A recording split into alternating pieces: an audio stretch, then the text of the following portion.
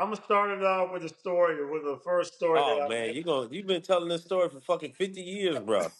Bobby, it happened. It happened. I gotta tell it, right? So I come into the locker room. You know, my first day in there, I see Bobby in there. You know, I'm like, he look, you know, he look about my age. So I'm like, hey man, what's going on? Bobby, good to meet you, man. You know, it's just, you know, I got my kids. Like, how many kids you got? He's like 9. I said, how old are you, man? He said, I'm 28. I said, damn. And that was like 2000. I thought he was like 22, 23 because I played against him in college. Something okay, he got to be around the same age. He didn't tell me they went to college for 7 years. So when he went to college, he's in college. Something okay, we're the same age. I'm 18. So what was you been in college? 23, Bobby? Yeah, I Damn. graduated at 23. Are you right? I You got done at graduated? 23. They let you stay for the 7. They You let you. exaggerating. You exaggerating right now. You you you exaggerating. Number one, I ain't got 9 kids. I got 5. But look, Ty, what I'm saying in 2001, 5 is a lot. You know what I mean? So when he says that, something like, I look back, I said, how old are you? He's like, how old were you about you? Because I think you were 5 years older than me. Yeah, I was 5 years older than you. So when I came here, I go nine. I was like 20, so probably 23. So yeah, he said 28, and I was like, Yeah, I was like 27, 28. ain't no way, bro. And me and Bobby, ever since the first day that I came in, man, we clicked, and everywhere we went, on the road, we'd go eat lunch, we'd go eat dinner, and I've always said from the start that Bobby was my best friend on the team. You know what I mean? And Yeah. even now, you know what I mean? Just talking and like our our we have same kids. We have 3 girls, the same exact age. Like they're all one, like the same age. Time like 24, 21, 16, like all the same age. Yep. It's just crazy. Wow. It's yeah, So I it's mean, crazy how that happened. We didn't plan it though. yo, yo. The first time I met Bobby, I was in Stockton as the head coach, and you just around the team and stuff. You kind of like fill in the plays. You know, most teams don't welcome the G League staff. But the one thing about Bobby that I respect, bro, he's been super cool, super professional, but he's been super real too. You know, and he welcomed me with open arms, man. And to see him take over when I left, to see his success with the G League, to see him on the bench with 76ers and now back home at SAC, bro, I'm super happy for you, dog. For real, for real. Hey, thanks, man. I appreciate it. I think that's what everybody should do, number one. When Yep, you come into a gym and you the G League, I think yep, everybody got to figure out how to embrace everybody yeah, because we all trying to learn and grow. Right? yeah, yeah, Clem Haskins taught me that a long time ago, man. Right? Just be able to give back and support the young coaches and the young players. So that just kind yeah. of stuck with me when I was in college, and he kind of paved the way and gave me a lot of trinkets that I just took with me into to this day. you holding your phone, Bobby? What you doing with it? Nah, it's propped up against uh, the glass. Say, Well, say, still, at least you're prepared for the show, Bobby. Appreciate you. Yeah, man. Listen, whatever I got to do to get it done, man. I'm already. So You I'm know talk what, figuring it out. BJ? talk about BJ, you know Bobby. what, bro? One thing that you was I never felt this from you is insecurities, bro.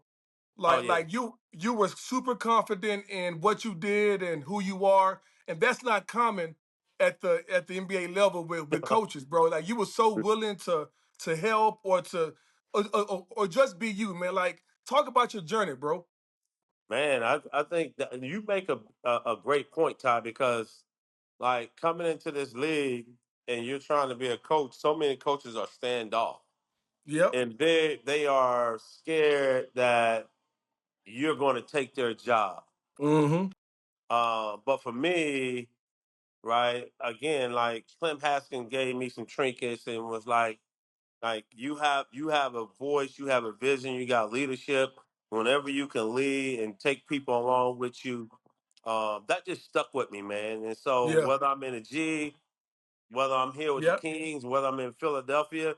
If you need my help, I'm Yep. not insecure about, and I'm not insecure about me helping you out and you Yep. taking my job. But that's a big Yep. thing that you talked about. Yep. It's just rampant. But I would say a lot of guys um, don't really know how to help people out Yep. and give people the knowledge for them to be successful. For And sure. For sure. the crazy thing is, like, Ty, the same way Bobby was with you, you were with me. You know what I mean? Like, I met Ty um, at the NBA coaching program, and I asked like, hey, do you mind if I come in? He let me sit in on the practices, let me sit at the shoot arounds. I sat on the back of the bench in the at the G League game. You know what I mean? So it was like the only person that ever did that for me. You know what I mean? And like you said, people like even Bobby when I was even here, like I had wanted me and my assistant coach when I was at the high school. I forget who was coaching here. And I said, hey, do you mind if we come take notes? Like just to, get some drills and stuff. And, Vladi told me like, hey, the coach doesn't like, a lot of people in here. Oh, I that said, was Jaeger. I it was know who what's Yep. his that name? was. That was Dave Yeager. Yeah, Yep. I'm like, come on, but I said, come on, Vladi, he with me. We just taking notes. Like he does. I don't know if I can do it, Mikey. So I was like, all right, so you got to make an appointment. So I said, all right. So I'm leaving tomorrow. Can he come and take some notes? Nah, he doesn't want anybody in the gym.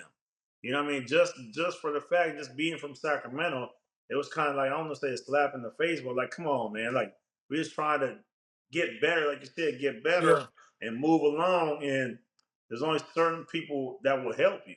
You know what I Yeah. mean? And Yeah. like you said, but they're afraid of getting their job took because I mean it's just so indispensable how the jobs are given away in the NBA. You know what I mean? Yep. Like you're paying three or I, four coaches at one time. You fire a head coach that you just extended this past summer. He got 5 more years, and you know what I mean. So it's like crazy shit like that, man. yeah. I'm a feed off on that story. Like it didn't even happen to you. It happened to me, and I was on the staff. Yeah. I I was remember on that. somebody's staff, and they told me, "Hey man, you can't come to our coaches meeting. Yep. Hey man, I don't want you working guys out." Right. So and, I've you, been a and you're part of that, coaching that team. and I'm on the team. Yep. I I'm a remember that. player development coach, dog. Yep. Yep. Like, Yep. and you know how, for me, it was like, you know what? I'm gonna figure out how to make myself evolve into a much better coach. I couldn't go to the coaches meeting. I didn't have no scout reports.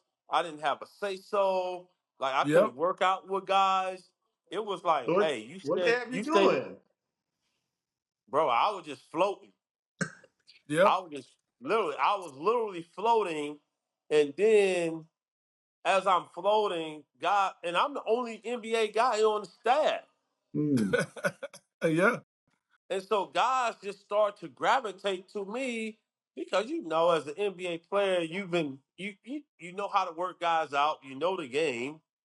Mm-hmm. And, I didn't even have to ask guys to come work me out. And it was like, hey, you working me out. I can't work with him. Mm-hmm. Yep. Yep. And it kind of override what that coach was saying at the time, and guys just started coming to me. It was like, man, I can't work with him. He ain't never played basketball before. Yep. Trade game.